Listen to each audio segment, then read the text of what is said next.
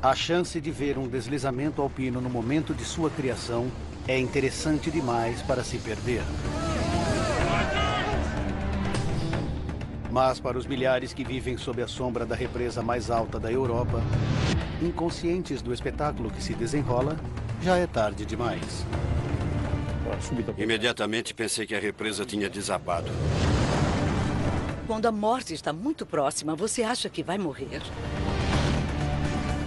Investigadores descobrem um plano espantoso para controlar uma encosta instável e desvendam a verdade chocante. O desastre em Vaionte foi causado pelo homem. A coisa toda estava pronta para acontecer.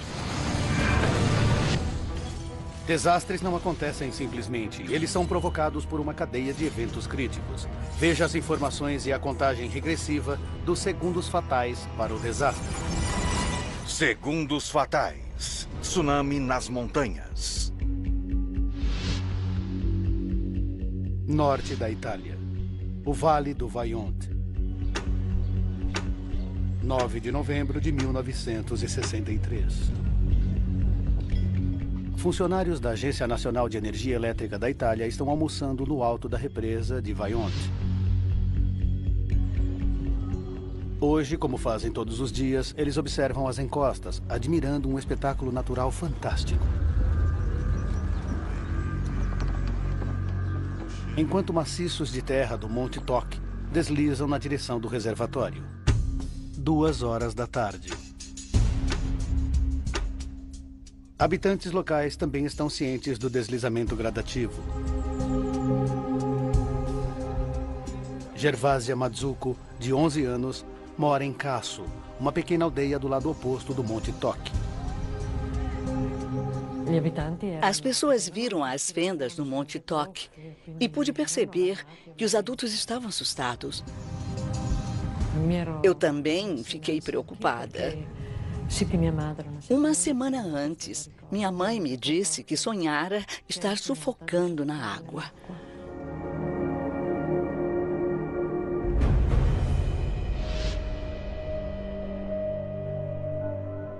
A 6 quilômetros da represa, encontra-se a usina de força de Soverzene, onde a água liberada do reservatório movimenta 4 turbinas gigantescas.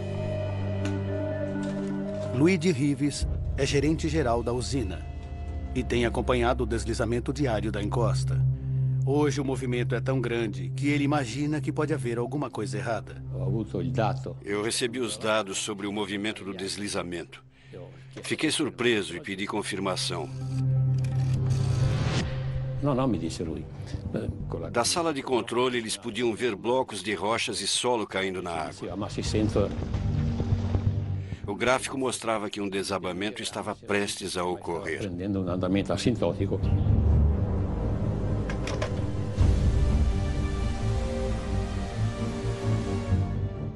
Antecipando o desabamento final no lago, os operadores da represa baixaram o nível da água para que quaisquer ondas consequentes fossem contidas pelo muro da represa.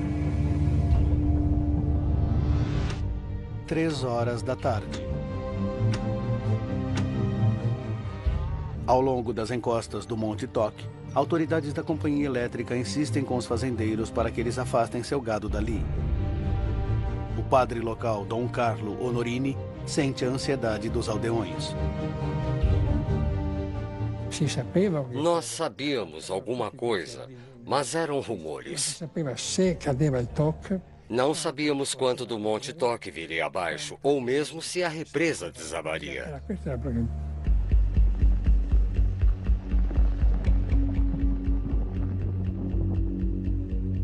No fim da tarde, a mãe de Gervásia resolve tirar o gado da família dali.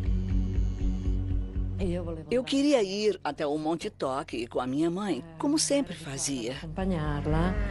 Mas ela disse que era melhor eu ficar com a minha avó e que ela voltaria na manhã seguinte.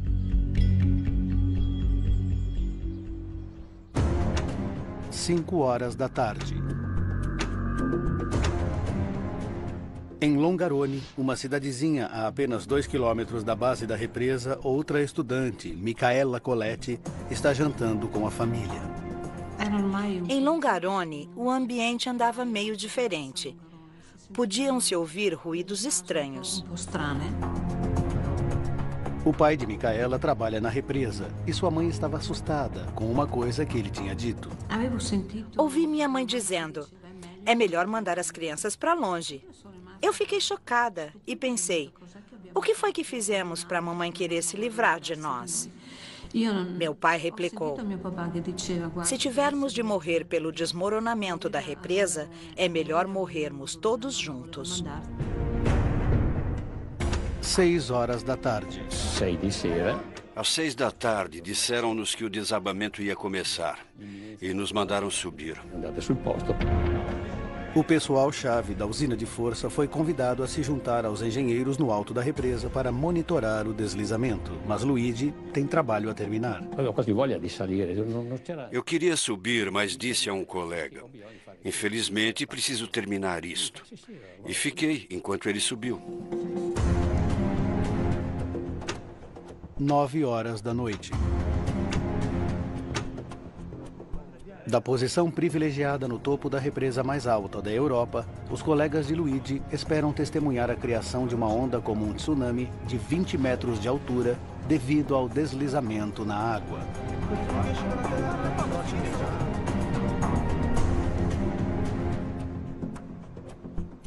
Lá embaixo, no vale, os rumores sobre a represa ficaram esquecidos. Os bares de Longarone estavam cheios com fãs de futebol assistindo ao jogo da Copa Europeia entre Real Madrid e Glasgow Rangers.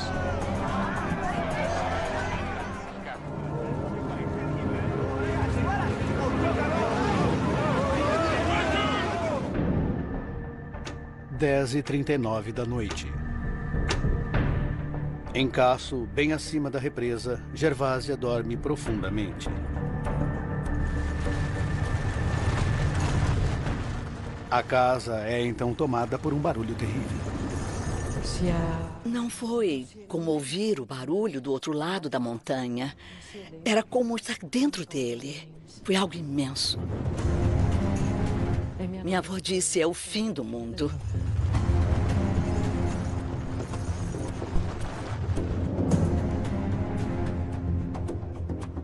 Na igreja da aldeia, Dom Carlo Honorini ouve o mesmo som forte. Eu podia ver um holofote iluminando toda a área da toque. Eu vi uma coisa negra. Era uma sombra grande. Estava se erguendo. Uma coluna de água atingiu a torre do sino. Água e rochas caíram sobre Casso. Eu caí de joelhos, gritando de pavor.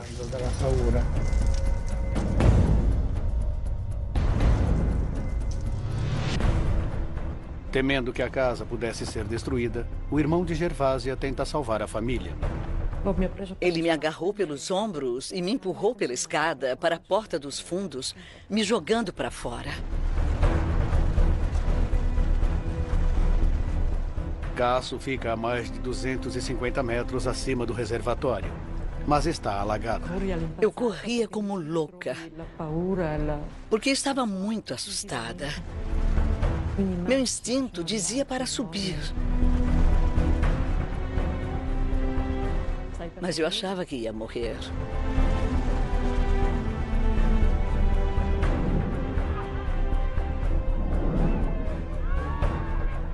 Abaixo da represa, em Longarone, as luzes das ruas se apagam.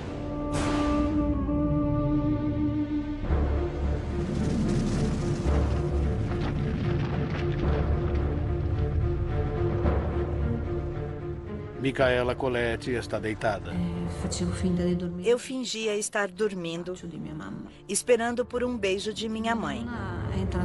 Minha avó entrou no quarto e disse: vou fechar as venezianas, pois uma tempestade se aproxima.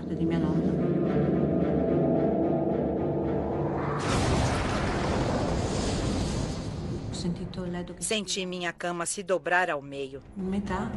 Eu estava lá dentro. E tudo aconteceu com uma velocidade aterradora.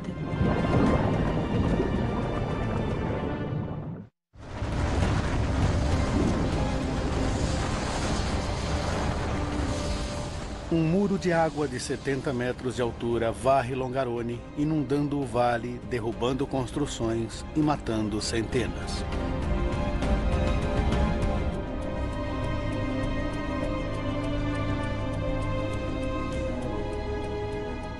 Vinte minutos depois, resta apenas um rastro de morte na paisagem de Longarone.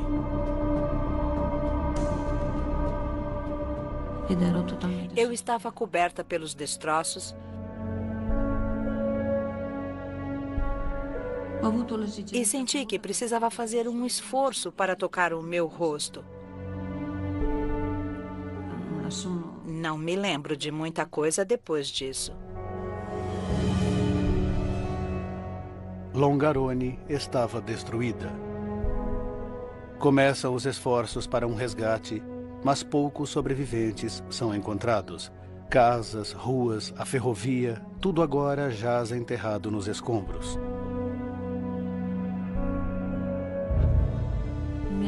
Fui encontrada após as 2:30 da manhã. Me encontraram completamente enterrada, com apenas um pé e uma das mãos aparecendo.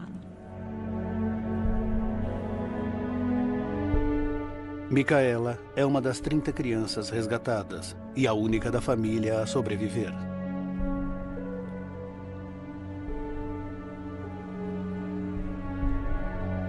O total de vidas perdidas naquela noite é acima de 2.000. Incluindo 60 funcionários da companhia elétrica. Eles subiram quando aconteceu, mas não eram kamikazes. Eles foram e não voltaram. Morreram em Vaillant.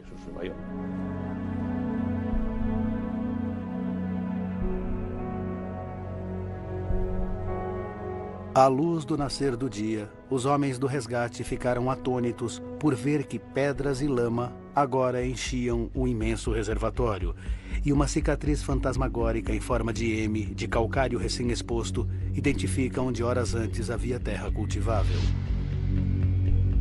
50 anos depois, a cicatriz do deslizamento continua visível, e é um foco para geólogos que lutam para descobrir os mecanismos que trouxeram a destruição em tamanha proporção. Estamos em cima do deslizamento. E esta é a superfície da falha. Podemos também ver o outro lado do deslizamento, que é uma grande fenda. Daqui até lá são 1,8 km. A professora Mônica Ghirotti chefia a mais recente equipe de pesquisa. A meta da minha pesquisa é obter 3 modelos tridimensionais de deslizamentos para entender melhor o que aconteceu em 1963. Ainda hoje estou surpresa. A geologia lançara uma luz no mecanismo do deslizamento, mas uma coisa já é bem clara. O desastre tem suas raízes na recente intervenção do homem neste vale. O professor David Petley chefia uma força de trabalho internacional para investigar, predizer e evitar deslizamentos catastróficos. Entender o desastre de Vaillant é um dos mais importantes desafios de sua carreira.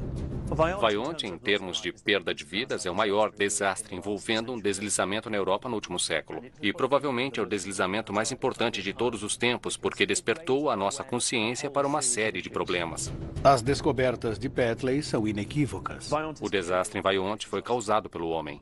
Não há dúvida de que o desastre de Vaillant não teria acontecido se o homem não tivesse se envolvido. Agora, mergulhando nas investigações, podemos revelar por que 270 milhões de metros cúbicos de encosta montanhosa deslizaram para o reservatório de Vaillant e como puderam matar mais de 2.000 pessoas. Petley irá fazer os passos dos engenheiros originais que tentaram entender a geologia do vale e identificará os erros críticos que levaram ao desastre.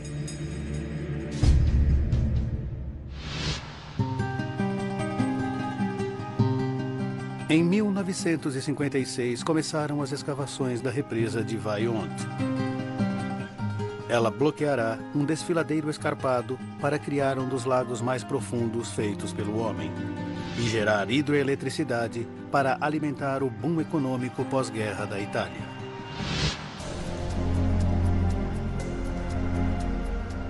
O engenheiro-chefe é Carlo Semenza, renomado construtor de represas. Este será seu projeto final antes de se aposentar. E ele sabe que a espetacular cadeia de montanhas Dolomitas da Itália oferece uma oportunidade única.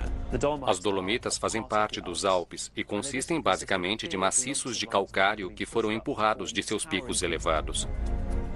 As encostas íngremes do Vale de Vajont parecem torná-lo a locação ideal para uma represa. A represa poderia ser relativamente estreita e, portanto, pequena em termos de largura, mas era, obviamente, muito alta e detinha grandes volumes de água no vale ao fundo. Semenza e sua equipe de geólogos são bastante cuidadosos ao vistoriar o local onde serão construídas as fundações da represa, mas prestam pouca atenção ao vale rio acima, que eventualmente será inundado. Na década de 1950, a ênfase era dada no projeto de engenharia correto para a represa, e muito pouco trabalho foi dedicado a entender a geologia rio acima. Foi considerado que não era relevante para a represa ou reservatório. Petley acha alarmante a atitude casual deles devido à conhecida instabilidade geológica da região. Entre as montanhas do vale há muitas pedras menos resistentes, muita areia e argila. O sistema todo tem falhas, por isso é inquietante.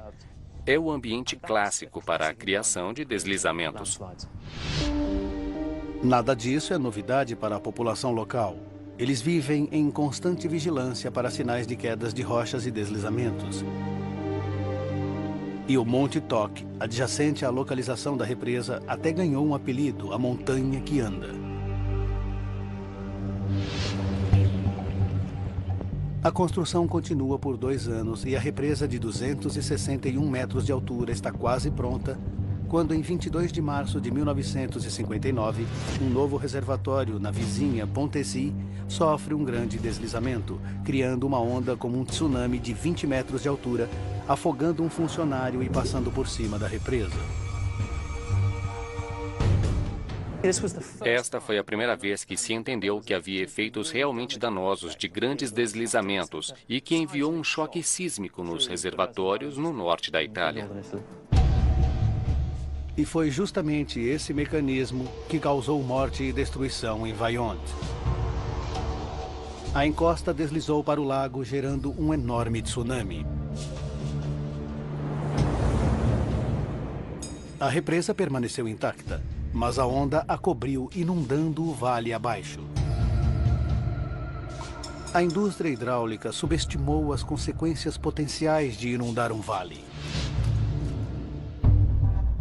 À medida que o reservatório enche, encostas que foram drenadas para um vale profundo durante milhares de anos tornaram-se alagadas pela primeira vez, com resultados surpreendentes. Rochas que parecem sólidas são feitas de blocos separados, que se mantêm no lugar pela gravidade e pela fricção. Você deve pensar em um bloco, uma rocha em uma encosta como sendo um barco. Quando o nível de água aumenta, os blocos começam a flutuar. Não completamente, mas a boiar um pouco. E, conforme isso acontece, a força da fricção, a resistência ao movimento diminui, e isso torna o deslizamento muito mais provável. Temendo a repetição de um deslizamento e tsunami fatais em Pontesi, a companhia elétrica encomenda um estudo dos barrancos do reservatório proposto no Vale de Vajont. O geólogo-chefe do projeto é o professor Leopold Miller, e ele emprega Eduardo Semenza, filho do engenheiro-chefe e geólogo recentemente habilitado, para conduzir o estudo. Eduardo caminha por todo o vale fazendo observações das formações rochosas. Quando ele vê evidências de antigos movimentos em grande escala nas encostas íngremes próximas à represa, tudo indica que os piores temores da companhia elétrica estão confirmados. Eduardo Semenza estava convencido de que havia um grande e antigo deslizamento localizado no barranco sul do reservatório. Um velho deslizamento já havia se movido, por isso as rochas em sua base provavelmente estavam muito mais enfraquecidas. Eduardo teme que a inundação do vale possa reativar o deslizamento que, por sua vez, levaria a um catastrófico tsunami, repetindo o evento mortal de Pontesi em mega escala. A massa de deslizamento que ele identificou estava a 100 metros da represa. Se Eduardo estiver correto, então ele pode causar o abandono de todo o projeto da represa. Para o pai de Eduardo, Carlos Semenza, a notícia é devastadora e ele inicia uma investigação mais detalhada. Se este é o local de um antigo e enorme deslizamento, existem evidências nas camadas geológicas. Os engenheiros cavaram 3 buracos na encosta, na zona de perigo identificada por Eduardo.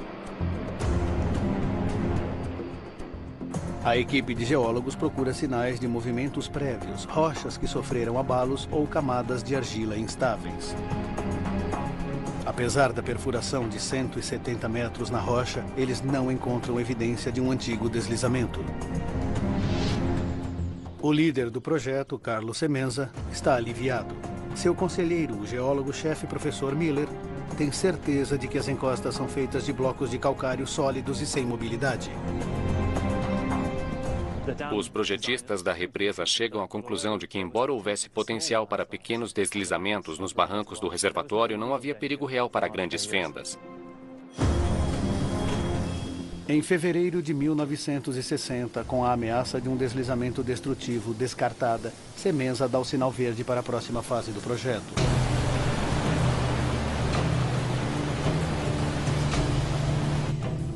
Antes de passar a represa para a companhia elétrica, eles precisam confirmar sua integridade estrutural, enchendo o reservatório até em cima. Em outubro, o reservatório tem 170 metros de profundidade, 91 metros abaixo do máximo, e a represa resiste perfeitamente. Mas então, um contratempo. Agricultores descobrem uma enorme fenda em forma de M diretamente acima do reservatório.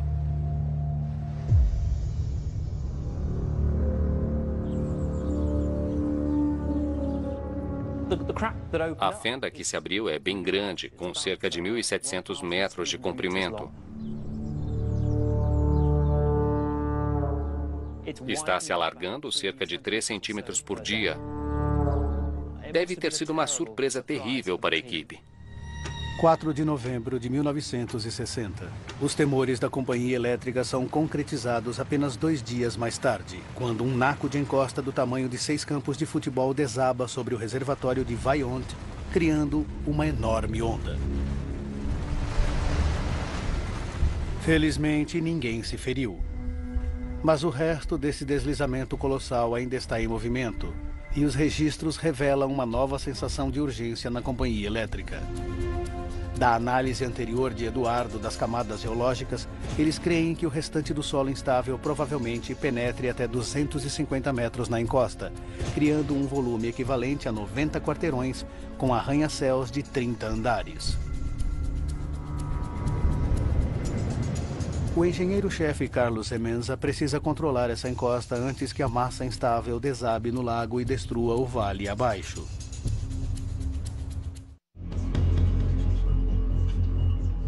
A equipe de engenharia de Semenza não consegue imaginar uma forma de deter o deslizamento. Seu tamanho torna impraticável prendê-lo à encosta com estacas de concreto.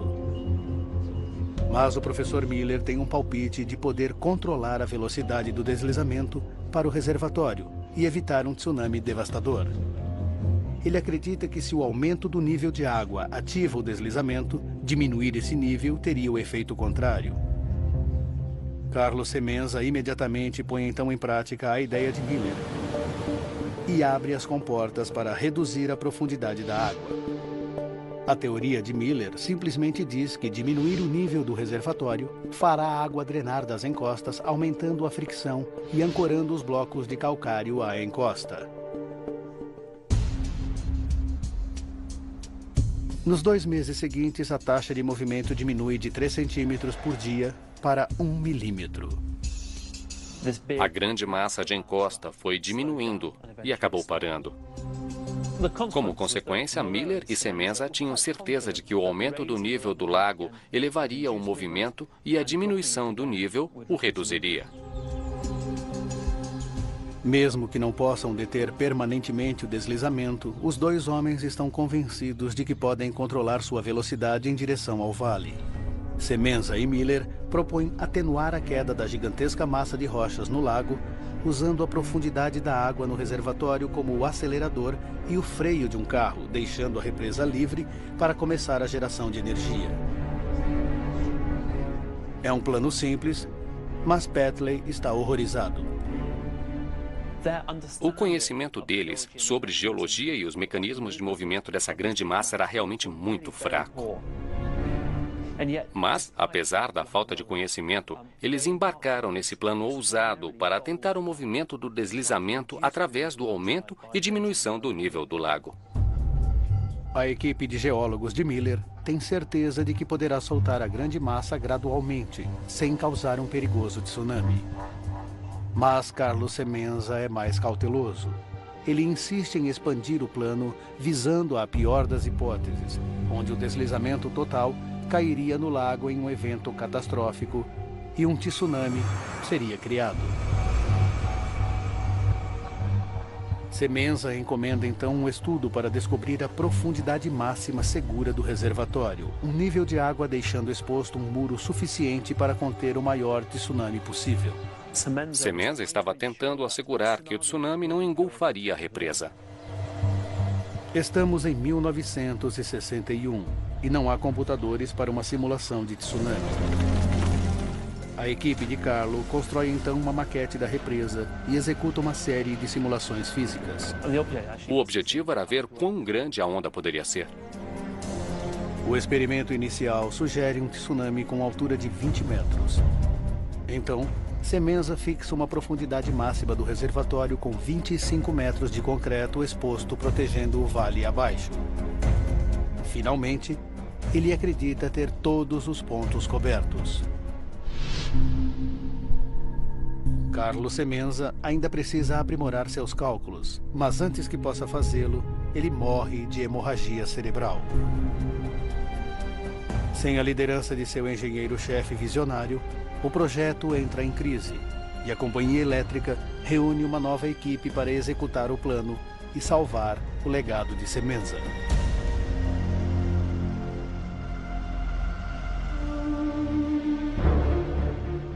26 de setembro de 1963. Nos 2 anos desde que o túnel foi completado, o nível do reservatório foi sistematicamente elevado e abaixado para manipular o deslizamento para o vale inundado. Até então, o plano funcionou. 2 semanas antes do desastre, o deslizamento moveu-se um total de 3 metros. Os operadores da represa têm certeza de que possuem a habilidade de controlar o deslizamento. O reservatório agora está o mais alto possível, 245 metros acima da base da represa, 10 metros mais alto que o nível de segurança máxima de Semenza. Não há dúvida de que eles estão tentando chegar a um ponto onde o deslizamento escorregou para o lago. Na realidade, eles estavam empurrando o nível do lago para tão alto quanto eles pensavam que fosse possível. Sua estratégia de alto risco parecia compensar, e o deslizamento está pegando velocidade. As comportas são abertas para permitir que o lago desça a um nível seguro antes da queda final. Os operadores da represa esperam que, como visto previamente, baixar o nível de água diminua a velocidade do deslizamento.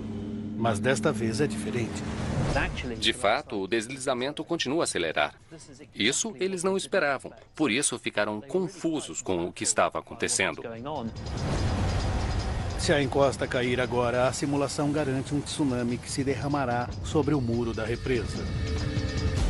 Durante 2 semanas tensas, o nível do reservatório é baixado tão rapidamente quanto os operadores ousam, sem causar estresse nas encostas. Mas o deslizamento continua a se acelerar. Em 9 de outubro de 1963, a encosta está se movendo 30 centímetros por dia. Mas o reservatório desceu para deixar 25 metros de concreto exposto. e os operadores da represa respiram aliviados, na certeza de que o muro deterá qualquer onda. Como o nível do lago estava agora abaixo do tamanho máximo de um tsunami que eles identificaram, a situação é considerada completamente a salvo. Tão a salvo que os gerentes da companhia elétrica são convidados a testemunhar a criação do tsunami e a população local não é alertada sobre perigo algum.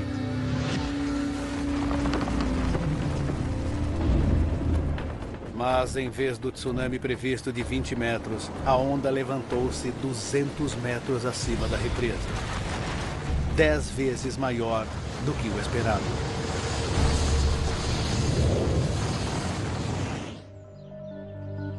Agora, nossos investigadores revelam por que o plano de controlar o deslizamento através do ajuste do nível do reservatório foi um enorme erro de julgamento. Desde o início do movimento desse deslizamento, o comportamento de seu modelo estava errado.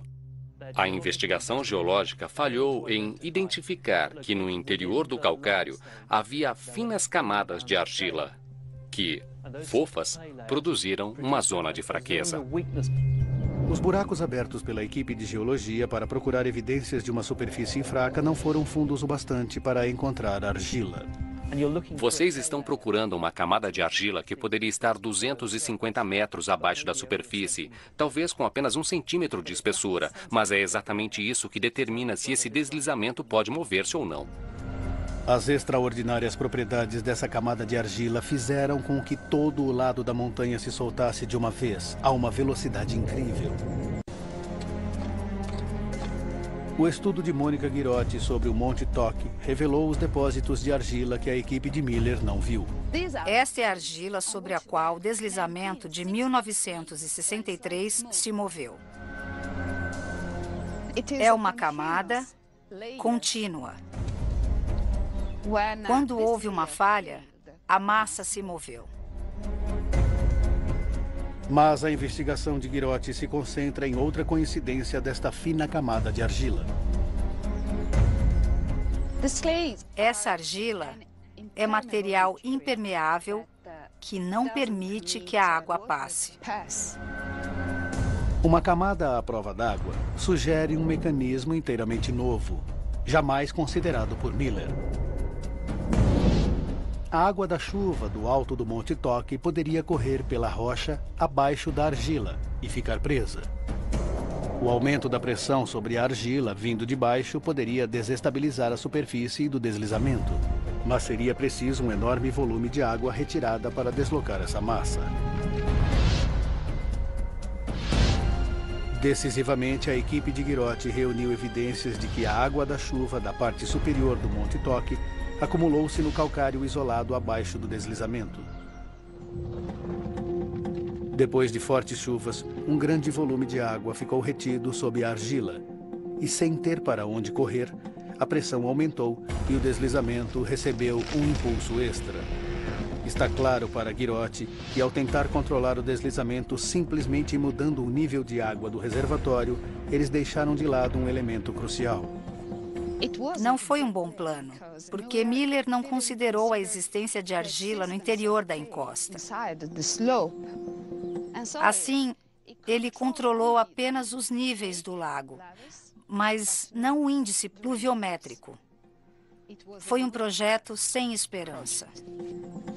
Se a equipe de geologia original tivesse sabido da argila, Petley acredita que a história teria seguido um caminho diferente. Muito se sabia sobre o fato de a argila ser um material fraco, e se eles pressentissem que havia camadas de argila presentes, sem dúvida teriam deixado o local naquele ponto.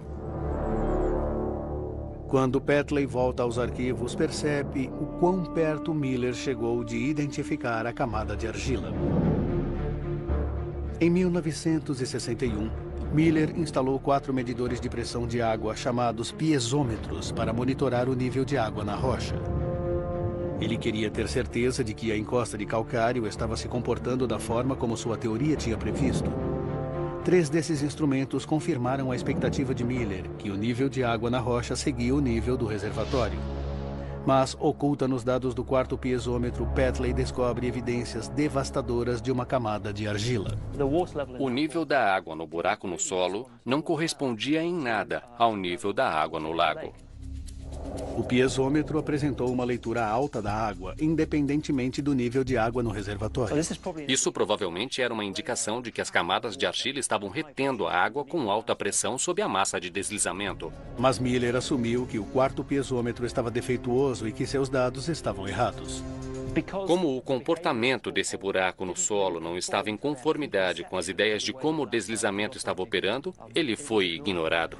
Para Petley, as sementes do desastre foram plantadas nessa falha sistêmica de entender a geologia do Monte Toque. O que ela mostra é que se o modelo que você está operando não explica alguns comportamentos que você está vendo, então seu modelo está errado. E falhar em desenvolver seu modelo àquele ponto significa que você, na realidade, permite, potencialmente, um grande deslizamento como este. Petley agora entende por que o deslizamento ocorreu. Mas um último mistério envolve o desastre de Vaillant. Por que o tsunami foi muito maior do que se esperava?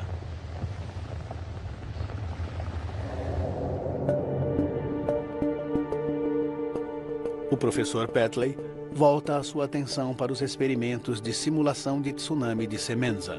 O modelo que construíram sugeria que o tsunami seria relativamente pequeno, com 20 metros ou menos.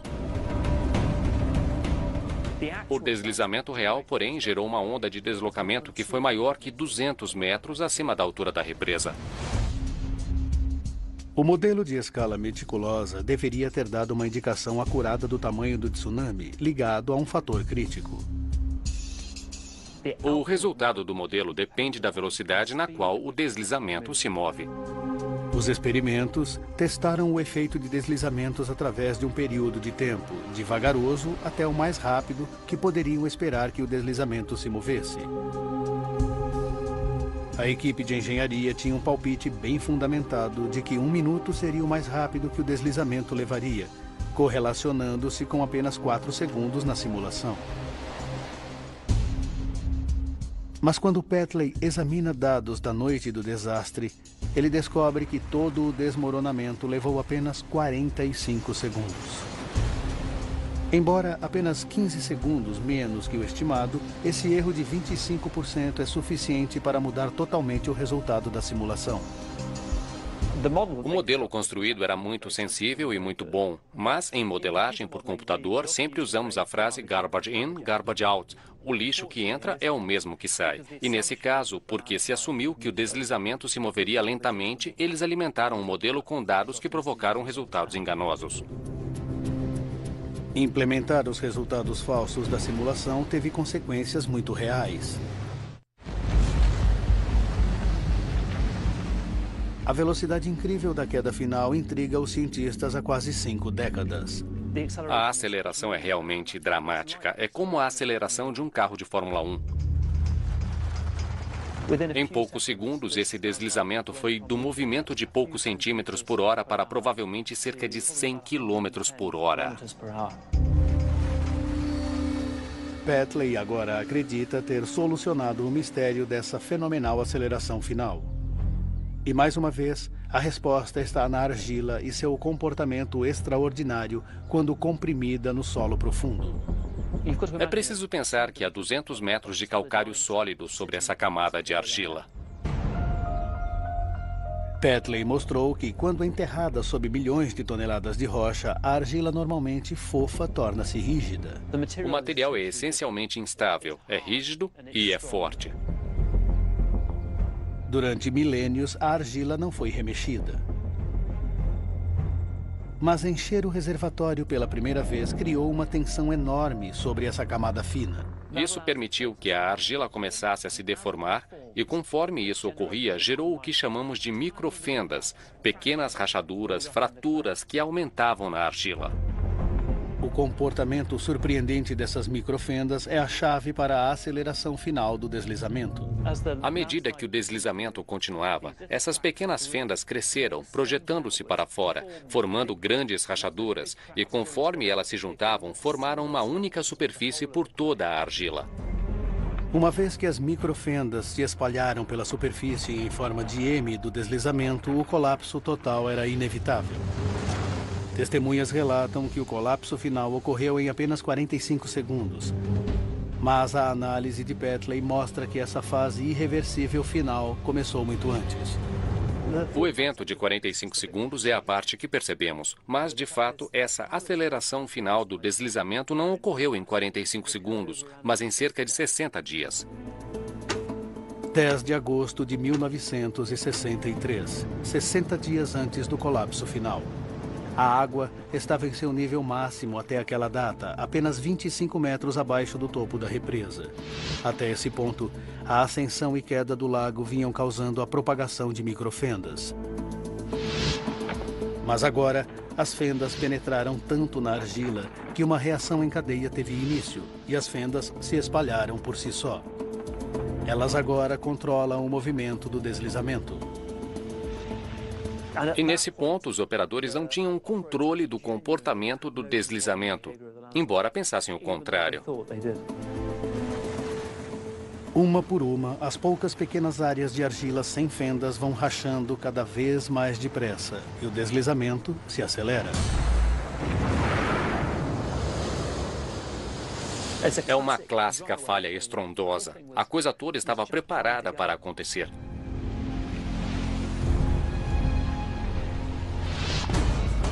Após 50 anos de incertezas, podemos revelar como a construção da represa mais alta da Europa provocou um tsunami que destruiu uma comunidade inteira. 9 de outubro de 1963. 4 horas e meia para o desastre. Operadores da represa se preparavam para o deslizamento como um evento gigantesco e reduziram o nível do reservatório para deixar expostos 25 metros de concreto. 2 minutos para o desastre. Acreditando que o tsunami de 20 metros que a companhia elétrica está esperando seja detido pelo muro da represa, a população local não é alertada para o iminente deslizamento.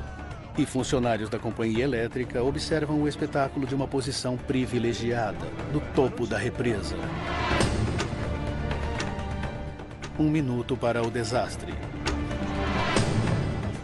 Sem o conhecimento dos operadores da represa, 10 metros abaixo da superfície da montanha, uma grande camada de argila vem rachando incontrolavelmente há 2 meses.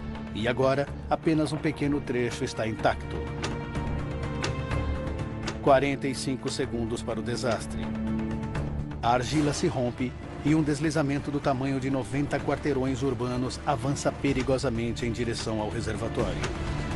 Com aceleração tão rápida quanto um carro de Fórmula 1, o impacto cria um tsunami com mais de 200 metros de altura.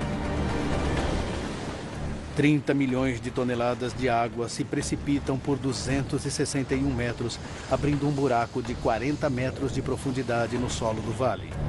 O vale estreito acelera a coluna de água, que abre caminho a 140 km por hora.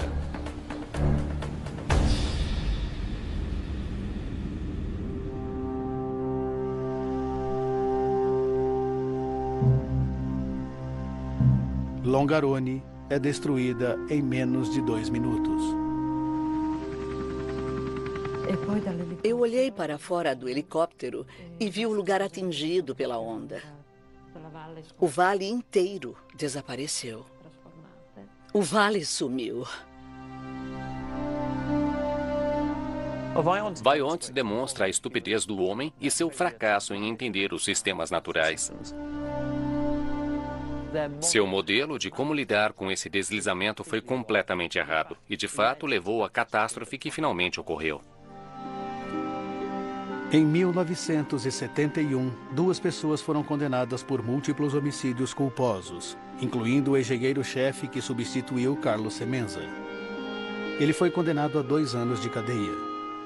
A companhia elétrica teve de pagar indenizações às vítimas. A represa de Vaillantes, a famosa obra-prima da engenharia italiana, nunca mais gerou energia e permanece como uma relíquia na paisagem. Hoje, Engenheiros e geólogos têm sempre de examinar as encostas de reservatórios propostos e explicar por que são mais seguros do que as encostas do Vale de Vaillant. Versão Marshmallow São Paulo.